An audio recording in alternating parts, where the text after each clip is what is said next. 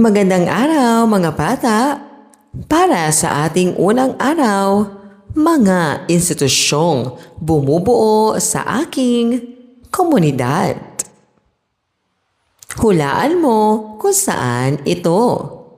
Sabihin kung saang lugar ito makikita. Ito ay makikita sa paaralan. Ito ay makikita sa ospital. Ito ay makikita sa palengke. Ito ay makikita sa simbahan. Ito ay makikita sa barangay hall. Mga bata, araw-araw ay may mga lugar tayong pinupuntahan. May paaralan tayong pinapasukan at pamilihang binibilhan ng pagkain. May health center na pinupuntahan kapag may sakit. Barangay hall para sa mga serbisyo ng pamahalaan. At simbahan kung saan tayo nananalangin. Alam ba ninyo na ang mga ito ay tinatawag na mga institusyon ng komunidad?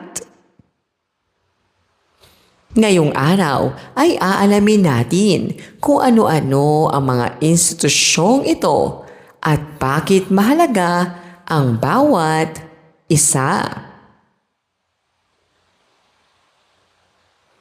Ano ang institusyon? Ang institusyon ay isang lugar o samahang nagbibigay ng serbisyo sa mga tao sa komunidad.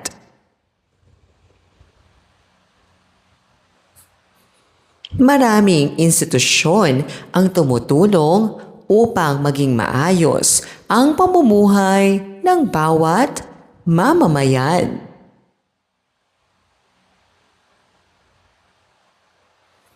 Una, paaralan. Ito ang lugar kung saan tayo nag-aaral. Dito tayo natututong bumasa, sumulat, magbilang, at maging mabuting tao. Sentrong pamahalaan. Ito ang tanggapan ng mga namumuno sa barangay o bayan. Dito ginagawa ang mga serbisyo para sa mamamayan.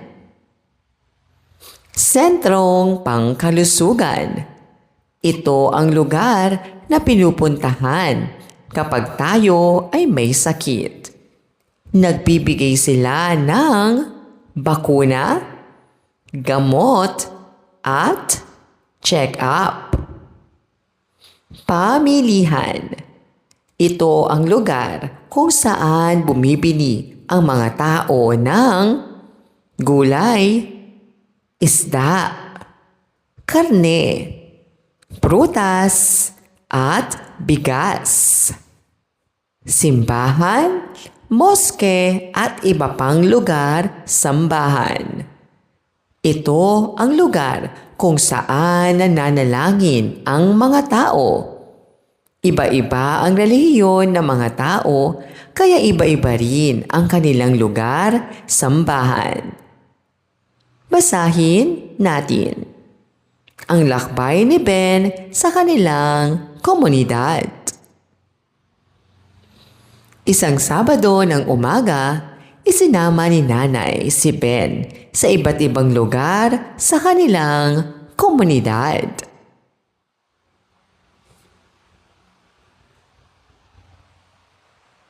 Una silang pumunta sa pamilihan upang bumili ng gulay, isda at prutas.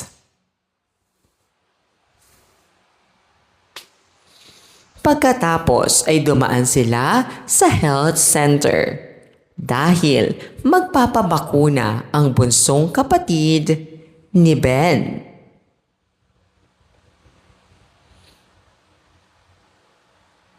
Sunod silang nagtungo sa barangay hall upang kumuha ng barangay clearance.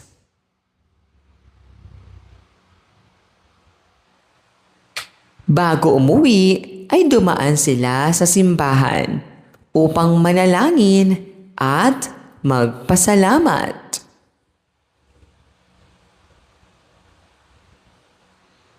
Kinabukasan naman ay pumasok si Ben sa paaralan upang matuto kasama ang kanyang guro at mga kaklase.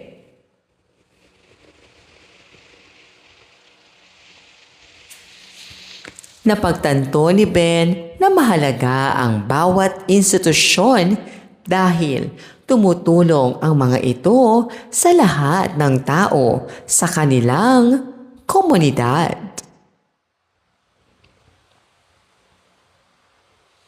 Saan unang pumunta sina Ben at nanay?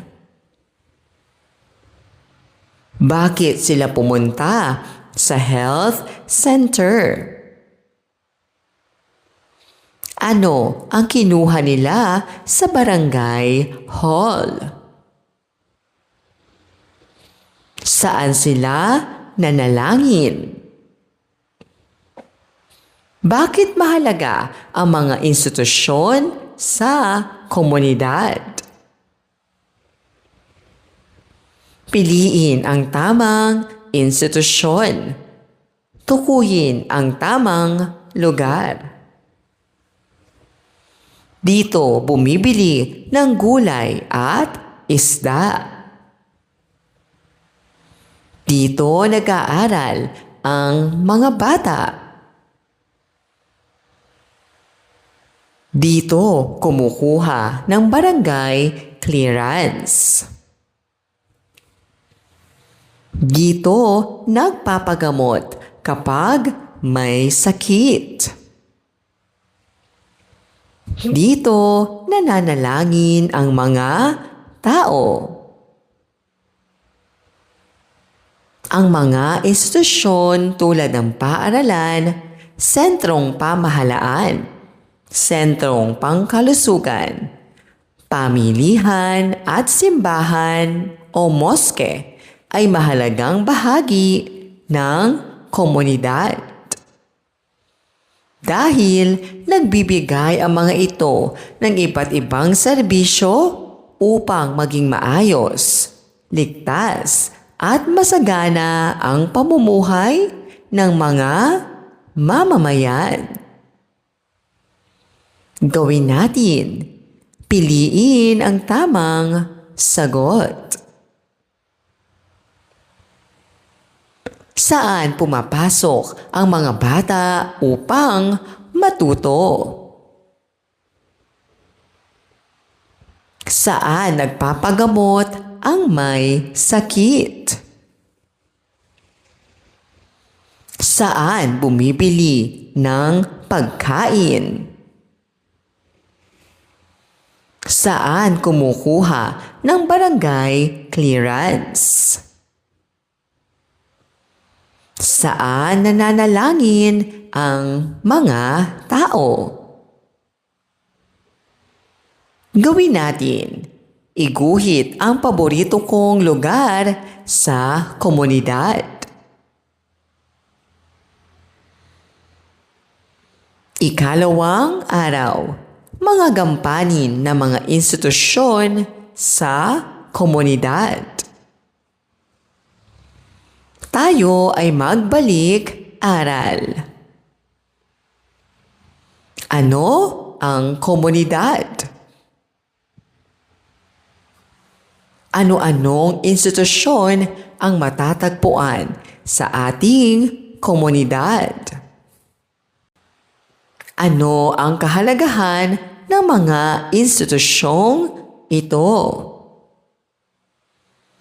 Sino ang tutulong?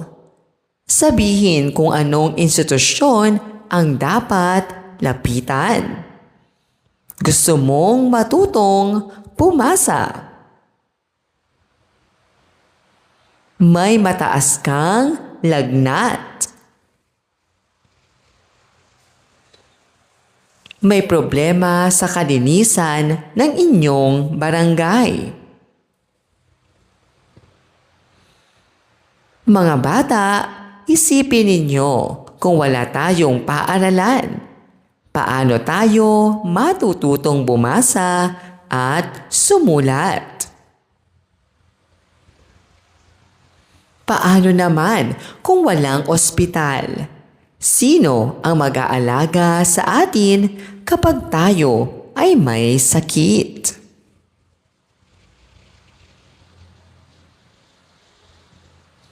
At paano kung walang pamahalaan? Sino ang magpapanatili ng kaayusan sa ating komunidad? Lahat ng mga ito ay may mahalagang tungkulin o gampanin upang maging ligtas, malusog at maayos ang ating pamumuhay.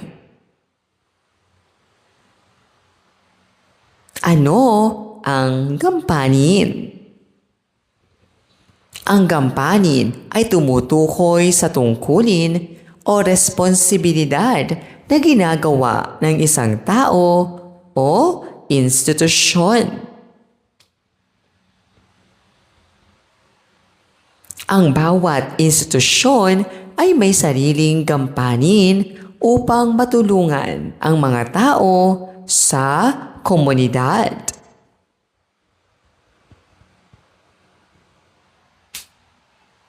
Paaralan. Mga gampanin ng paaralan. Nagtuturo ng pagbasa, pagsulat at pagbibilang. Humuhubog ng magandang asal. Nagtuturo ng disiplina.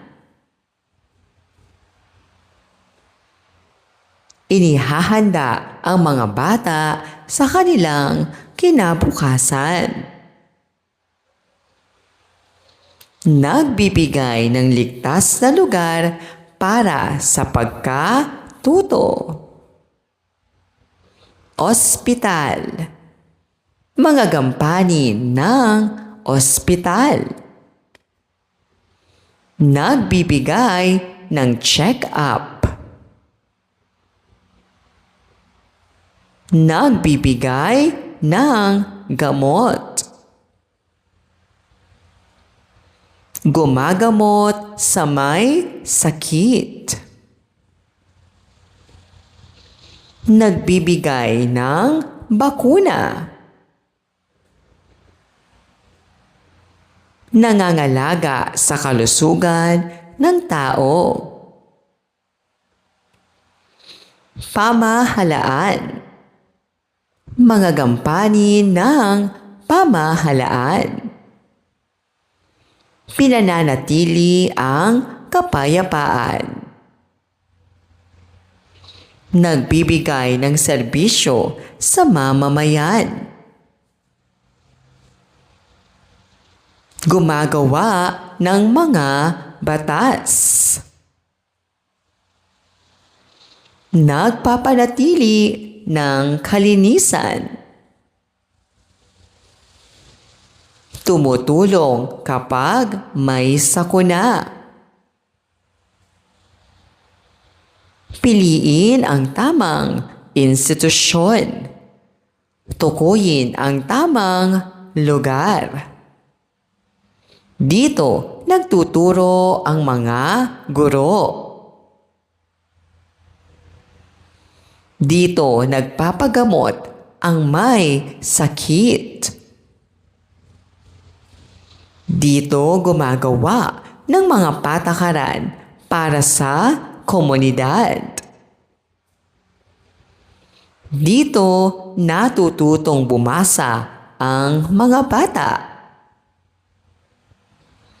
Dito, nagbibigay ng bakuna ang doktor.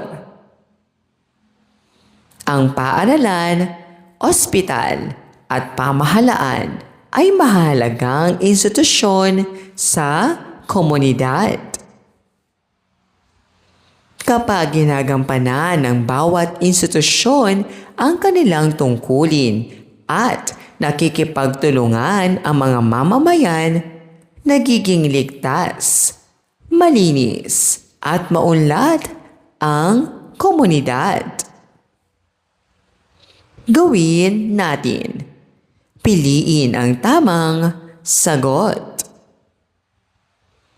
Aling institusyon ang nagtuturo sa mga bata? Saan dinadala ang taong may sakit? Sino ang nagpapanatili ng kaayusan sa komunidad? Ano ang pangunahing gampanin ng ospital? Bakit mahalaga ang paaralan? Gawin natin. Isulat ang tama o mali.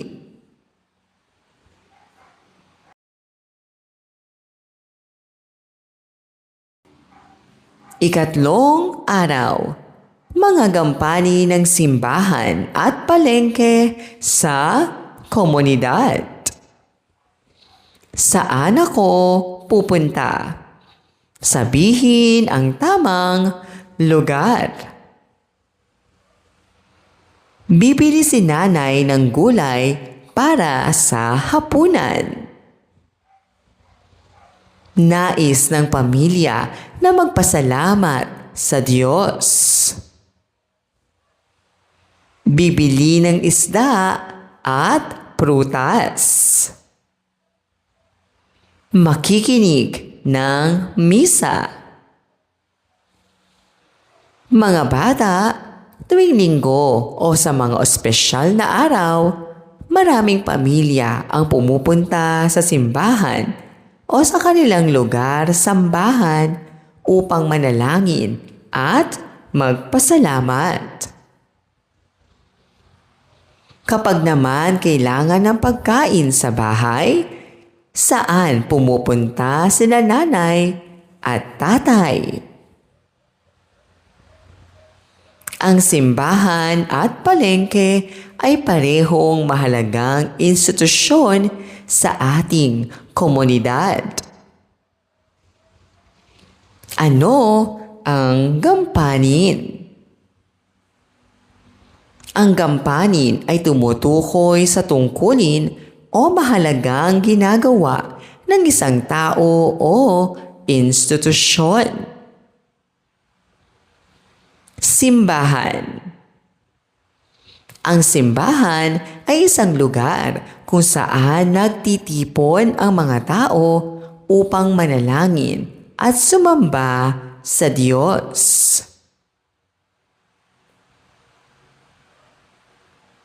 Ang mga taong may ibang relihiyon ay maaaring sumamba sa moske o iba pang lugar, sambahan. Mga gampanin ng simbahan. Lugar ng pananalangin at pagsamba. Nagpapalakas ng pananampalataya. Nagbibigay ng gabay sa pamilya. Nagtuturo ng mabuting asal at pagmamahal sa kapwa. Nagsasagawa ng mga gawaing pangkomunidad tulad ng pagtulong sa nangangailangan. Paano tayo dapat kumilos sa simbahan? Manahimik habang may panalangin. Maging magalang. Sumunod sa mga tuntunin at igalang ang iba't ibang relihiyon. Palengke. Ang palengke ay lugar kung saan bumibili at nagbebenta ng iba't ibang produkto. Mga gampanin ng palengke. Nagbebenta ng pagkain at iba pang pangangailangan. Nagbibigay ng hanap buhay sa mga tindero. Nagbibigay ng pagpipilian sa mga mamimili. Nag-uugnay sa mga magsasaka, mangingisda at mamimili. Nagsasagawa ng mga gawaing pangkomodidad tulad ng pagtulong sa nangangailangan. Mabuting gawi sa palengke. Pumila ng maayos. Gumamit ng magagalang na pananalita. Huwag magkalat. Magbayad ng tama. Alagaan ang mga gamit at panatilihing malinis ang paligid. Ano ang iyong gagawin? Sagutin ang mga tanong. May misa at maingay ang iyong kaibigan. Ano ang gagawin mo? Nakakita ka ng balat ng candy sa palengke. Ano ang gagawin mo? Bakit mahalagang gumamit ng magagalang na salita sa palengke? Paano mo maipapakita ang paggalang sa mga taong may ibang relihiyon? Bakit kailangang pumila ng maayos kapag namimili? Ang simbahan at iba pang lugar sa sambahan ay nagtuturo ng pananampalataya, pagmamahal sa kapwa, paggalang, at pagtutulungan. Ang palengke naman ay nagbibigay ng pagkain at iba pang pangangailangan ng mga tao at nagbibigay rin ng hanap buhay sa maraming mamamayan. Gawin natin. Piliin ang tamang sagot. Saan pumupunta ang mga tao upang manalangin? Saan bumibili ng gulay at isda? Ano ang pangunahing gampanin ng simbahan? Bakit mahalaga ang palengke? Alin ang tamang asal sa palengke? Gawin natin. Isulat ang tama o mali.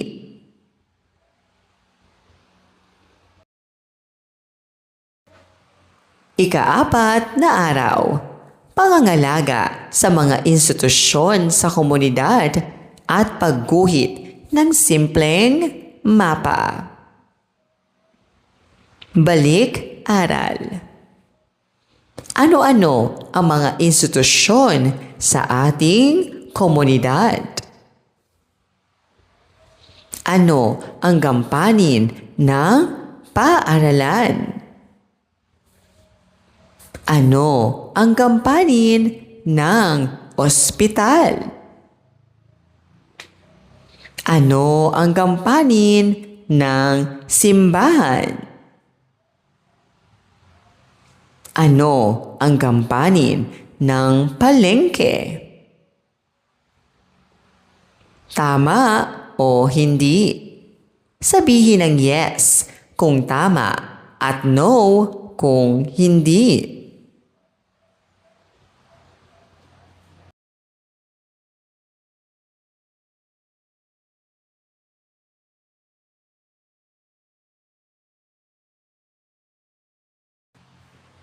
Mga bata, araw-araw ay ginagamit natin ang iba't ibang institusyon sa ating komunidad. Dito tayo nag-aaral, namimili, nagpapagamot, nananalangin at humihingi ng serbisyo. Sa palagay ninyo, paano natin maipapakita na mahalaga sa atin ang mga institusyong ito? Basahin natin. Ang malinis na komunidad ni Marco. Isang araw ay nagpasya ang guro ni Marco na magsagawa ng paglilinis sa kanilang komunidad.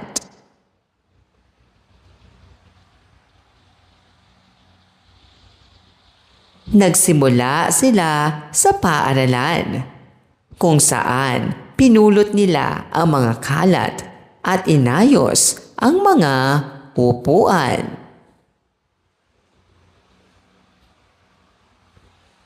Pagkatapos ay nagtungo sila sa barangay hall upang tumulong sa pagtatanim ng mga halaman.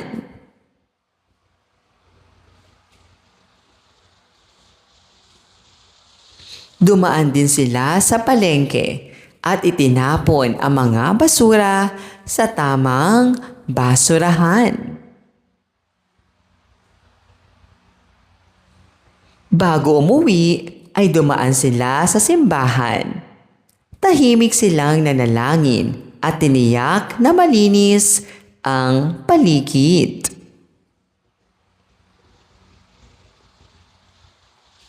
Kinabukasan ay gumawa si Marco ng isang mapa ng kanilang komunidad. Iginuhit niya rito ang paaralan, ospital, barangay hall, simbahan, palengke at mga bahay.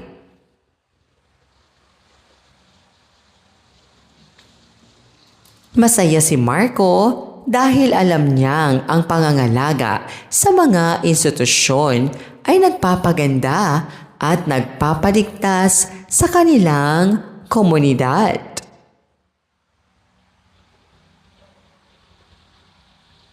Ano ang unang nilinis ni Marco?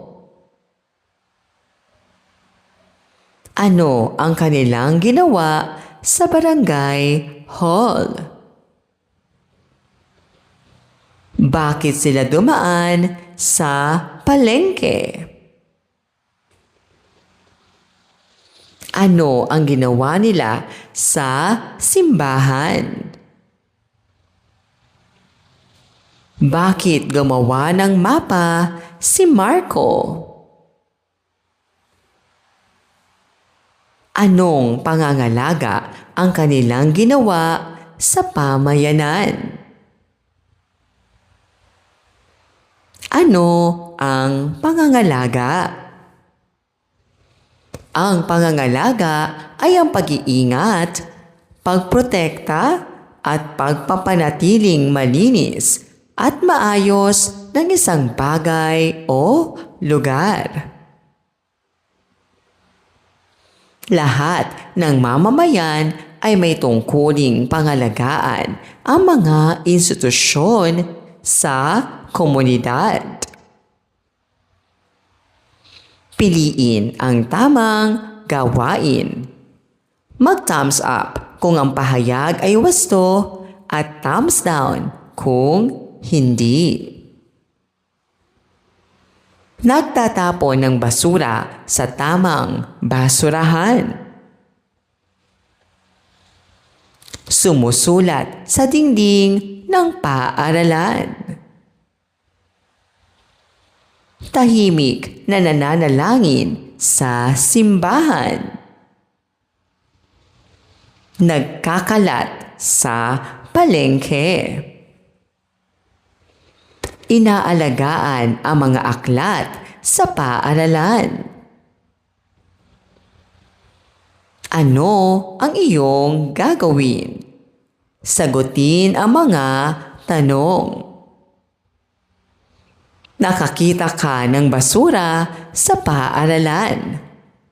Ano ang gagawin mo? May batang maingay sa ospital. Ano ang sasabihin mo? Nakita mong may nagsusulat sa dingding ng barangay hall. Ano ang gagawin mo? Paano mo mapananatiling malinis ang palengke? Bakit mahalagang alagaan ang mga institusyon? Ang bawat mamamayan ay may pananagutang pangalagaan ang mga institusyon sa komunidad.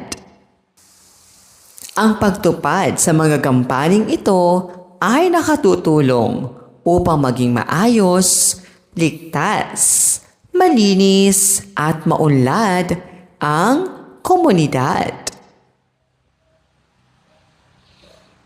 Gawin natin. Iguhit ang mapa ng aking komunidad.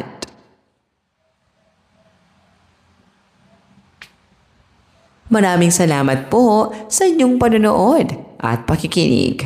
Hanggang sa muling pag-aaral ng asignaturang makabansa. Paalam!